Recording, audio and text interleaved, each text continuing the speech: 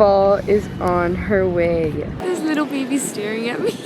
I'm here in Central Park having a Zen solo date. I actually went to go eat at a restaurant before this and the waiters were looking at me so confused as if they've never seen someone eat alone. I ordered mac and cheese and fries, which were both 2 sides, and they were in huge portions. All of the regular entrees were like $25 because we are in the Central Park area. Oh, because I had a doctor's appointment around here.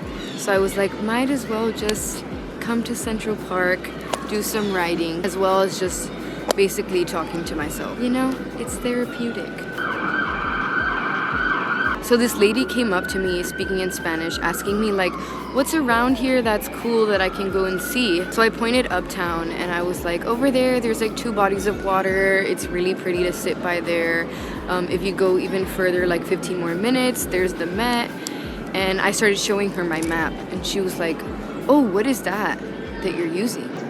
I was like, oh, this is just Google Maps. And she was like, Google Maps, like that's an app? And I was like, yeah, this is an app, it's really good. This is how I get around the city. And she was like, how do you know which direction is which? And I was like, I know it's really confusing, but like I kind of tried to teach her how. She seemed very confused at everything. And then I told her like, oh, you can also bike up. That's also another option. It's a really nice view when you bike. And there's also electric bikes. It makes it easier. And the weather's really nice today. Like just making conversation. And she was like, oh, okay, but yeah, that's a lot. How am I gonna get back from uptown? Oh, you can take the subway. She was like, what is the subway? And I was like, it's the underground train and it can take you wherever you want, like here in New York. So for example, if you look up your hotel on the Google Maps app, it'll tell you which subway you need to take. There's tons of entrances and they have like the big letters and the big numbers, like trying to explain to her. And she's like, I've never heard of that.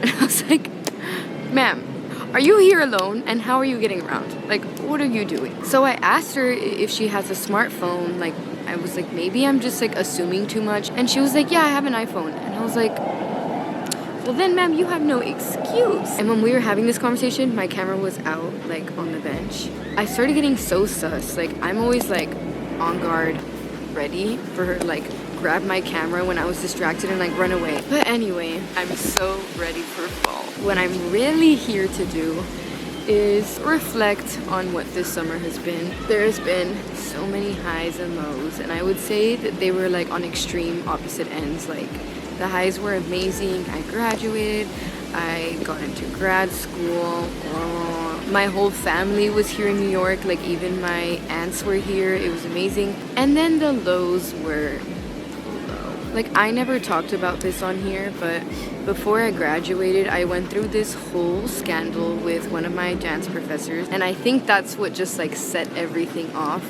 for this whole summer to just be like very chaotic. I cried about that randomly on and off for like a month. After that, I also had a moment where one of my best friends from home, Becky, was here for 3 weeks, and that was so much fun. So that was another high. And then during that time, it was also like really conflicting feelings because I had applied to grad school, but I was actually on the wait list. My plan for this year was extremely uncertain. I had all the graduation anxiety. Oh, and then I posted that video. I graduated and I have no idea what I'm doing. Well, the day after I posted that, I literally got off the wait list for grad school. The second I felt settled and grateful for where I was and everything that I had, it was like, boom, I got a really great opportunity. I started 2 weeks after I got in. Chaotic. I was taking 14 credits of classes, I think 4 or 5-ish classes in 5 weeks. That was one of the most stressful times in my life ever. Yeah, I was a little shocked when graduate school wasn't just me looking cute, going to Starbucks, wearing blue light glasses and holding a book in my hand looking hot.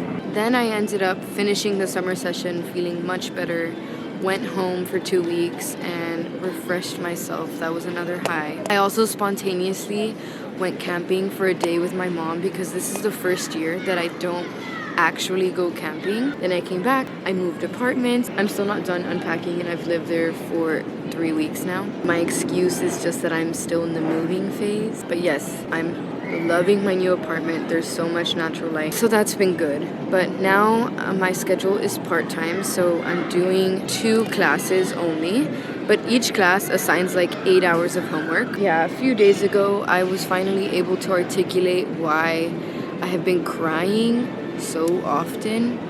And I think that is because for the first time in my life since I was in 2nd grade, I don't have a dance schedule. I've always had a dance schedule to look back on, even if I'm taking like a break. I always know that it's gonna be there and I'm always gonna come back to it. And this is the first time that I don't have dance in my life consistently. And it really sucks. So for now, it's just kind of like a little pause on dance, a mini pause. And I think the other thing that had been making me so sad is that it almost feels like the little girl in me that has always dreamt that only dance can be my career. Her dreams are kind of just being crushed a little bit.